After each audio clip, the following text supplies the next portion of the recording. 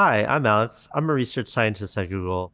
My team is called the Ethical AI team, and we're a group of folks that really are concerned not only about how AI and the technology operates, but how it interacts with society and how it might help or harm marginalized communities.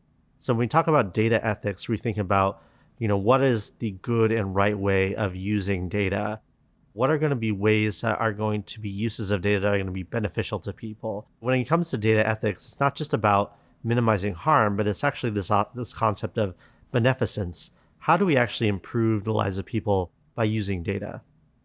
When we think about data ethics, we're thinking about who's collecting the data, why are they collecting it, how are they collecting it, and for what purpose. Because of the way that organizations have imperatives to make money or to report to somebody or provide some kind of analysis, we also have to keep strongly in mind how this is actually going to benefit people at the end of the day.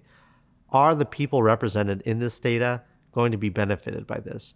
And I think that's the thing you never want to lose sight of as a data scientist or a data analyst. I think aspiring data analysts need to keep in mind that a lot of the data that you're going to encounter is data that comes from people. So at the end of the day, data are people. And you want to have a responsibility to those people that are represented in those data. Second is thinking about how to keep aspects of their data protected and private. We don't want to go through our practice thinking about data instances as something we could just throw on the web. No, there needs to be considerations about how to keep that information and likenesses like their images or their voices or their text. How do we keep that private? We also need to think about how we can have mechanisms of giving users and giving consumers more control over their data.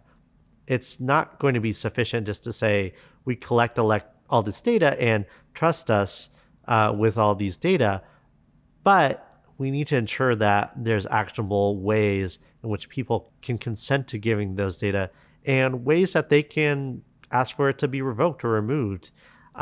So data is growing, and at the same time, we need to empower people to have control over their own data. The future is that data is always growing. We haven't seen any kind of evidence that data is actually shrinking.